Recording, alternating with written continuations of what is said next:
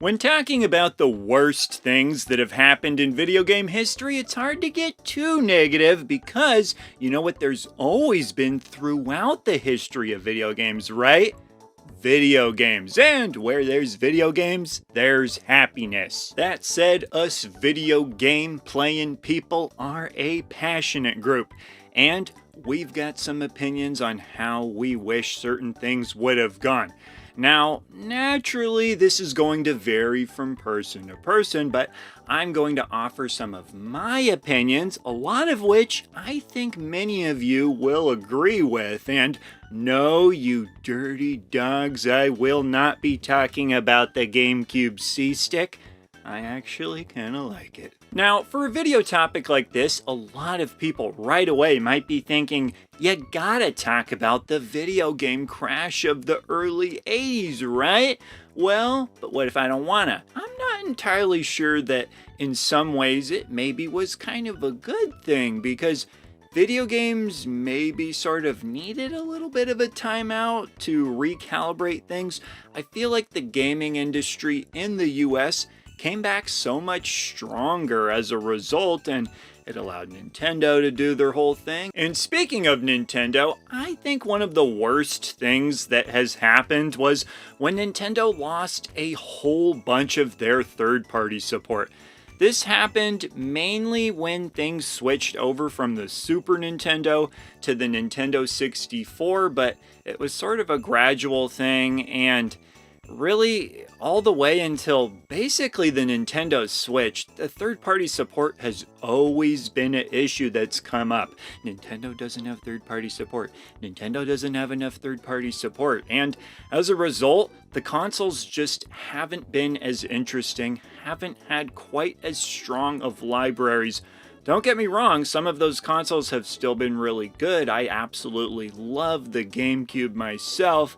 And some people might say, well, who cares if those games weren't on Nintendo consoles because they were just on other consoles instead. But this is where I'm telling you, competition. Competition is always going to make things better for us, the people playing the video games, because all these different companies are trying really hard to make us happy. And so if Nintendo was doing better, all the other companies try a little bit harder to compete with them. Whereas if Nintendo's just getting steamrolled, they can kind of put things a little bit more on cruise control. Quick little example for you. Back during the 16-bit era when Sega and Nintendo were punching the heck out of each other, we didn't just get Contra 3 and Super Castlevania, we got Contra Hardcore and Castlevania Bloodlines. And this probably wouldn't have happened unless there was that intense competition. And this wasn't just Nintendo being like, okay, we'll make a game, and then Sega going, all right, we'll make games too. This was third-party companies getting into it. Competition always yields better results. Still not convinced? Well then, quick little story for you. So back when I was in junior high, we would get into small groups and do these little class skits from time to time. And I had a reputation for making the class laugh. I had some really good stuff I put out there that got my class laughing, and I felt pretty good about it. But one day, this kid that was not me, by the way, thought, well, what if today I was the funny kid?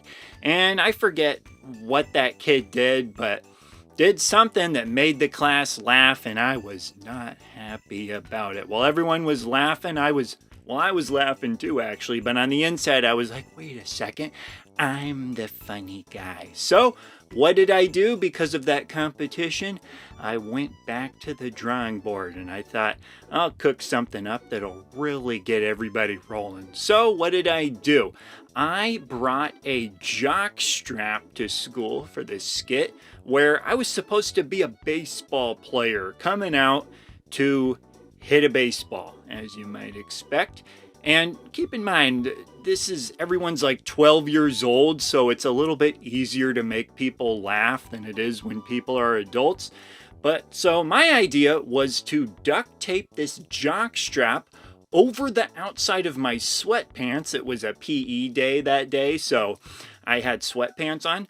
So I duct taped this jockstrap over the front of my pants and walked in to, swing the baseball bat, and the class absolutely lost it. But the point of the story is, I would not have done that if it weren't for the competition. And so let's just say, for the sake of a tie-in to my story, that Contra Hardcore is the metaphorical jockstrap duct tape to sweatpants. Okay, now the next really bad thing in video game history that I want to talk about is what I actually think is the worst thing that's ever happened in video game history, and that would be the death of the Sega Dreamcast. But really, it's the death of Sega as a home video game console maker, because they have just not been the same since that happened. And I really think a lot of it was that they created this Dreamcast and it had this whole brand and identity, and so games would get made to fit into that identity. Whereas if Sega is just making games for other consoles, some of that is just lost. And sure, there was some remains of that, like stuff like Jet Set Radio Future and the Super Monkey Ball games, but I think those were just like remnants of the creative juice that was born with the Dreamcast. Just think about how much more awesome the Dreamcast's library could have been if it had just lived a proper normal lifespan. It was a little over a year after they released it in the US that they were already saying, yep, we're discontinuing this. And yet, it still has a really solid library. And what Sega did with the Dreamcast that was so awesome, and not everybody knows this, but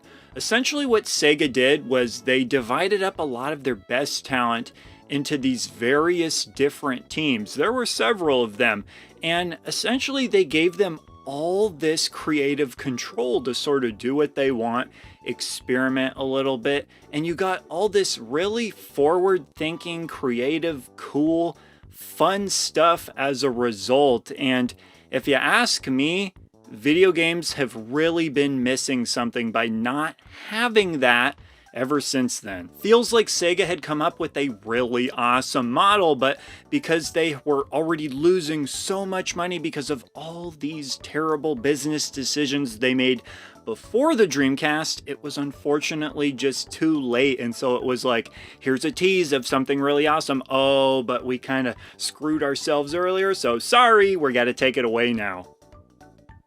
Do you ever lay awake late at night and wonder what a Vector Man game for the Dreamcast could have been like? I do.